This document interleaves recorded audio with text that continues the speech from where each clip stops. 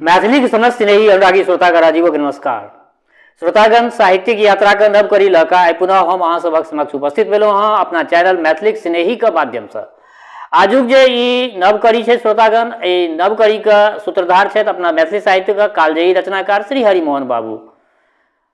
तऽ कथा से पहले किछु कहऽ चाहै छी, जँ केओ गोटा नव छी हमरा एहि चैनल पर सब्सक्राइब नहीं केने छियै तऽ सब्सक्राइब कऽ लिअ चैनल के आ नोटिफिकेशन के ऑन कऽ दियौ, घंटी बजा दियौ। ओहिसे हेतै ई जे जखने हम नव वीडियो रखबै अहाँ सबके सहज ढंग से ओ सब वीडियो जे छै से अहाँ सबके नोटिफिकेशन भेटत, अहाँ सबके मोबाइल पर उपलब्ध भऽ जायत। तऽ आइ जे हम कथा यात्रा में श्रोतागण अहाँ सबके समक्ष उपस्थित भेलहुँ हँ, अखन तक जे छै से खाली हिनकर जे छै से हरिमोहन बाबू के हास्य व्यंग्य वाला कथा सब सुनलिए हँ। अजुका कथा एहन छै जे हमरा ई विश्वास है जे सब गोटा के आँखि में नोर आबि जायत। ई अजुका कथा की छै, दुख से भरल कथा छै। तऽ ई कथा जे छै से इमोशनल कथा छै, बहुत इमोशनल कथा छै। पहले बेर हमरा याद यऽ हमहूँ जे ई कथा जहन पहले बेर पढ़ने छलहुँ तऽ खूब कनायल छल। तऽ बेस लेल जो आजुक ई कथा, एहि कथा के शीर्षक छियै कन्या के जीवन। कन्या के जीवन मीन्स कहै के मतलब ई भेल जे अपना मैथिल कन्या के की जीवन छै, लड़की के की जीवन होइ छै मैथिल लड़की के। ई कथा हरिमोहन बाबू के बहुत विख्यात कथा छनि। ई रंगशाला में 1949 ईस्वी में छपल छलै। तऽ बेस लेल जाउ आजुक ई कथा कन्या के जीवन। यौ पाहुन देखू फेर हमरा दस पड़ल, आइ आब अहाँके गोटी कटा गेल। ये तितिर दाइ कन्ना नहीं करू, अहाँके दू खुदरा पड़ल अछि। नहीं 10 पड़ल अछि, एकटा कौड़ी चित्त छै से नहीं सुझै अछि।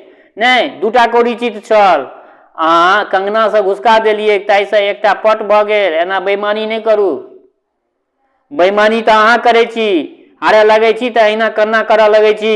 जाउ आब अहाँ से हम नहीं खेलायब। ई पचीसी के झगड़ा चलते छल कि धप दऽ गाछी में एकटा सिनुरिया आम खसले। तितिर दाइ दौड़ली और हमहूँ तऽ आखिर 10 बरखक रही। आम लूटे के लेल नहीं दौड़तहुँ तऽ बाल्यावस्था कहलकै किया। फल ई भेल जे दुनू गोटे एके बेर ओहि आम लग जाकर खसलहुँ। तितिर ओहि आम के बकबका के मुट्ठी में देने और हम तितिरक मुट्ठी के अपना मुट्ठी में कसने। हाँ केओ छोड़े के लेल तैयार नहीं, दुनू गोटा तऽ नेने छलहुँ। तितिर बजली, हे पाहुन ई आम हम पौलहुँ अछि, अहाँ हमर मुट्ठी छोड़ि दिअ नहीं तऽ हम दाँते काटि लेब से कहि दै छी। हम जा जवाब दियनि ता तितिर दाइ ततेक जोर से दाँत काटि लेलनि जे हम किकिया उठलहुँ आ बकदा हाथ छोड़ि देलियनि। तितिर दाइ ओ आम लए पड़ेली। हम अप्रतिभ भऽ गेलहुँ। तितिर दाइ मचान पर बैसल दाँत से कुतरि कुतरि के आम खाए लगली। हमरा उदास देख बजली, हे पाहुन अहूँ खायब, एहि दिस निरैठ छै अहाँ खा लिअ। हम कहलिए बेस रह दिअ, हमरा जनउ भऽ गेल यऽ, हम ऐठ नहीं खायब। ओ बजली, अहाँ पाहुन छी, अहाँ से छीन के नहीं खेबाक चाहै छल, ई अनुचित भेल हमरा से। आबो अहाँ खा लिअ, खूब मीठ आम छै पाहुन, निहोरा करै छी खा लिअ। हम कहलियनि हमही दौड़लहुँ से अनुचित कयल, हमही जे दौड़लहुँ अहाँके पाछू से अनुचित कयल। ई की हमर गाछी छी, ई कोनो हमरा बाबूके गाछी छी। ओ लज्जित होइत बजली, ई अहाँ की कहि देलियै पाहुन, बहिनो के धन की अनकर होइ छै। भौजी सुनती तऽ हमरा कतेक फजहति करती। अहाँके हमर शपथ छी पाहुन, ई आम खा लिअ, एम्हर से निरैठ छै खा लिअ। ताबत हमर नजरि हुनका पहुँची पर पड़ि गेल। कहलियनि तितिर दाइ ई सोनित कोना बहैत अछि। ओ बजली, बारे पूछनाइ, अपने चूड़ियो फोड़ि देलनि अछि आ पूछै छै कोना शुभ्रा शुभ्र भऽ कऽ सोनित कोना बहैया। हम सिहरि उठलहुँ, हुनकर बात सुनि कऽ हम सिहरि उठलहुँ। कहलियनि देखू बहिन के नहीं कहबनि, बहिन के नहीं कहबनि। ओ बदमाशी से बजली, वाह कहबनि तऽ नहीं तऽ की भैयो के देखा देबनि। हम भाइ से अवाक रहि गेलहुँ। निहोरा करैत कहलियनि, हे तितिर दाइ, हे अहाँसँ हम कॉल जोड़ै छी, अहाँ बहिनके नहि कहबनि या ओझाजीके नहि कहबनि, अहाँके हमरे शपथ छी, जँ बहिन आ ओझाजीके कहबनि तऽ हम आइए अपना गाम चल जायब। ओ बजली तखन ई आम खा लिअ, तखन ई आम खा लिअ। अगत्या निरुपाय भऽ कऽ हमरा संधि करऽ पड़ल, परंतु जहिना एक चोभा लगबै छी कि तितिर दाइ थपड़ी पारैत खिलखिला उठली, जाउ अहाँके ऐंठ आम खुआ देलहुँ, हम सबके कहि देबै जे हमर ऐंठ अहाँ खेलहुँ अछि। ई कहैत तितिर दाइ आमक जलखड़ी हाथमे उठौलनि आ घर दिस विदा भऽ गेली। हमहूँ हुनकर पाछाँ घर दिस चललहुँ। आँगनमे एलहुँ तऽ देखै छी जे दीदी ठाँव बाट केने बैसल छथि। बजली आइ कतेक देरी भऽ गेलौ, एखन धरि पानियो नहि पीने छ। हम पैर धऽ कऽ पीढ़ी पर बैसि गेलहुँ। बहिन पहिनेसँ चूड़ा थारीमे भिजौने छली। तितिर ओहिठाम पहुँच गेली। हमरा देख बजली कि यौ पाहुन, ओ बात हम भौजीके कहि दियनि। हम अनुरोधपूर्वक कहलियनि अहाँ कहबनि तऽ हमहूँ कहि देबनि, अहाँ कहबै तऽ हमहूँ कहि देबनि। देखू अहाँ जे दाँत काटने छलहुँ से एखन धरि हमरा भकभका रहल अछि। ई कहि हम हुनका अपन हाथ देखाबऽ लगलियनि। ओहिपर 4टा दाँतक चेन ओहिना अंकित रहए।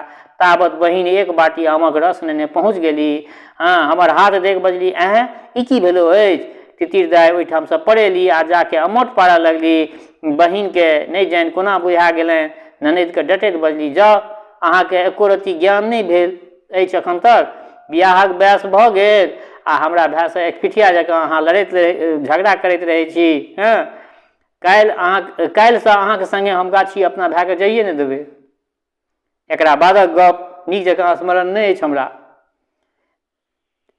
एतबा मोन अछि जे जाहि दिन हम गाम जाय लगलहुँ तहिया गाछीके कोनमे तितिर दाइ ठाढ़ रहैत। हमरा सड़कक बाट धरैत देख ओ बाजि उठली, हे पाहुन कने सुनैत जाउ। हम लगमे गेलियनि तऽ ओ बजली हमरासँ कतेक अपराध भऽ गेल हैत से कहल सुनल माफ करब अहाँ। ई कहि ओ हमरा हाथमे एकटा सिनुरिया आम दऽ देलनि। हम कहलियनि दीदी बहुते रास आम तऽ हमरा संग देने छथिन, देखै नहि छियै ओ खबासके माथ परमे चङ्गेरा, आमसँ भरल चङ्गेरा तऽ जाइए रहल छै। परन्तु ओ बजली अहाँ नहि लेब तऽ हमरा मनमे बड़ दुख हैत। ई कहि ओ आँचरसँ अपन आँखि पोछऽ लगली। हम ओ आम जेबीमे दऽ लेलहुँ। 14 वर्षक बाद, आब सुनियौ कथामे ट्विस्ट आब अबै छै। 14 वर्षक बाद एहि बीच हम MA पास कऽ गेलहुँ, लॉ कऽ लेलहुँ। लॉओ भऽ गेल हमरा समाप्त। ठाम ठामसँ विवाहक प्रस्ताव आबऽ लागल, परन्तु हम एके जवाब दिए, पहिने जीवनमे प्रवेश कऽ जायब अर्थात जीविका स्थिर भऽ जायत तखन ने बियाह करब। एहि बीच ओझाजीके पत्र आयल, अहाँके बहिन दुखिता छथि, आबि कऽ देख जइयौ। हम ओतऽ पहुँचलहुँ तऽ देखै छी न ओ नगरी न ओ ठाम। एहि 14 वर्षमे जेना सब किछु परिवर्तन भऽ गेल होय। जे विशाल हवेली हमर देखल रहए तकरा स्थान पर पुरान पोखरिक भीठ पर एकटा छोट छीन टाटक मरैया देखयमे आयल, जे पूर्वक उपहास करैत छल। जहाँ 7-7टा बखारी रहैत छल तहाँ केवल एकटा माथ टूटल भुसकार देखलियै। ओझाजी परम शिकस्त हालतमे छथि ई बुझबामे भागट हमरा नहि रहल। आँगन पहुँचलहुँ तऽ बहिन अनुरोध करैत बजली एक जुग पर तोरा मोन पड़लो, हमरा लोकनिके एकदमे बिसरि गेलहक तू। तदुपरांत ओ अपना दुखक महाभारत पसारलनि। कौशकीक बाढ़िसँ एहि दशाके प्राप्त भऽ गेलहुँ हमसभ। साले साल अन्न दहा जाइत अछि। कोशीके जे बाढ़ि आयल ओहिमे साले साल अन्न सब दहा जाइ छै। खेत बेच कऽ बेसाह चलैत छनि। साउस मरि गेलथिन, हुनका काजमे कर्ज भऽ गेल छल। महाजनक ऋण दिन दिन बढ़ल जाइ छै। कलम बागो भरना पड़ल छनि। दियादनी भिन्न भऽ गेलथिन। राति दिन पटीदारी चलैत रहैत अछि। ओझाजीके तेहन गठिया धेने छनि जे आब अकार्यक भऽ गेल छथि। आ बहिन अपने सुखि कऽ काँट भऽ गेली से हम देखलहुँ। हुनक विवर्ण मुँह देख मोन कनि उठल। कहऽ लगली, हमरा 6 माससँ पेटमे पील्ही अछि, केओ देखनिहार नहि, आ बेसी दिन नहि बचबौ, मायसँ भेँट करा दे, ताहि खातिर तोरा बजेलियौ हम। हमरा आँखिसँ टप टप नोर खसऽ लागल।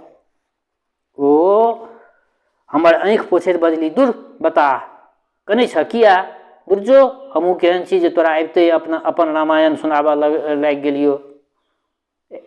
एकर की कोनो अंत छै? चला पैर धोअ पहिले। बहिन हमरा हाथ पकड़ि कऽ पीढ़ी पर लऽ गेली। हम संदेशमे जे पेड़ा लऽ गेल रहियै ताहिमे से 4टा हमरा आगाँमे राखि देलनि।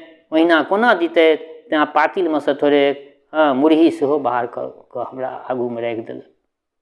ताबत एकटा नेना जे पोखरिमे बंसी खेलाइत रहनि से 2-4टा गरइ माछ नेने पहुँच गेल। ओ नेना बहिन उल्लासित भऽ बजली, बौआ तोरा माछक तऽ बड़ शौक रहै छौ। नहु खा, 2टा पका के सन्ना बना दै छियौ। हेरो बंगट, बाड़ीसँ हरियरका मरचाइ तोड़ि ला। ताबत एकटा मलिन वस्त्रा प्रौढ़ा सेहो पोखरिसँ स्नान केने पहुँच गेली। ओतऽ गरामे तुलसीके माला, हाथमे अछिंजल, गंगा स्तव पाठ करैत वैधव्यक साकार मूर्ति जकाँ हम बहिनके पुछलियनि, हिनका नहि चिन्हलियनि? ओ माछ पकबैत बजली, चिन्हबहुन केना, एहिठाम अबैत रही तखन ने, ई हमर परिहारपुर वाली ननदि थिकी। ओ हमरा दिस देख कऽ धखेली। बहिन कहलथिन, ई हमर भाय थिका, नहि कोनो हर्ज, धाक किया करै छी? विधवा हाथक लोटा तुलसी चौरा पर रखैत बजली, धन्यवाद, एतबा दिन पर बहिन मोन पड़लनि। कोन दिन नहि हिनकर चर्चा नहि होइत छलनि? सब दिन अपना सब हिनकर चर्चा करैत छलियनि। हम देखल जे हुनका वस्त्रमे ठाम ठाम चिप्पी लागल, पियोन लागल छनि, जाहि कारणे समक्ष अयबामे संकोच भऽ रहल छनि। ओ तीतल नुआ नेने सोझे पछुआर चलि गेली। प्रायः ओहिठाम बैसि नुआ सुखाबऽ लगली। आ बहिनके पुछलियनि जे इहो तोरे संग रहै छथुन की? ओ सन्नामे मरचाइ गुड़ैत बजली, की कहै छ, विपत्ति पर विपत्ति, हिनका सासुरमे दिअर बड़ दुख दैत छनि, 6 माससँ एतै छथि। हम पुछलियनि, हिनका धिया पुता?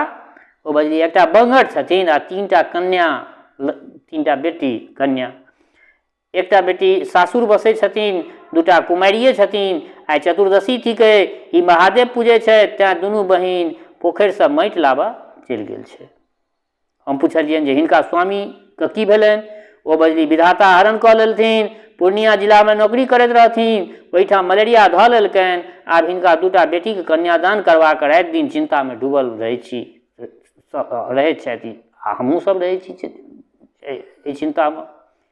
ताबत 2टा बालिका खोइछमे माटि नेने पहुँच गेल। बहिन बजली, या श्यामा पार्वती आबिए गेली। गे पाहुन एलथिन अछि, तरकारी बनतै। गे श्यामा, 4 पर कदीमाके फूल छै, से तोड़ि ला। आ हे पार्वती, तू झट दऽ बाड़ीसँ पटुआके साग तोड़ने आ। ओहि बालिकाके देख हमरा मोनमे हठात तित्तीरक रूप नहि छूटल। छोटकी लड़कीके देखलियै तऽ तित्तीरके जे मुँह छलै से ओहने छलै, से नहि छूटल। हम बहिनके पुछलियै, दीदी गे, हम जे दुरागमनमे तोरा सङ्गे आयल रहियौ तऽ एहने एकटा छोड़ी नहि रहै, प्रायः ओकर नाम तित्तीर रहै, ओकर कतऽ बियाह भेलै गे दीदी? बहिनक ठोर पर हँसी आबि गेलै। बजली, आब तू ओकरा देखबिही तऽ चिन्हबिही? हम कहलियनि, जरूर चिन्हबै। ओ चलै काल एकटा आम हमरा देने रहै, से ओहिना मोन अछि।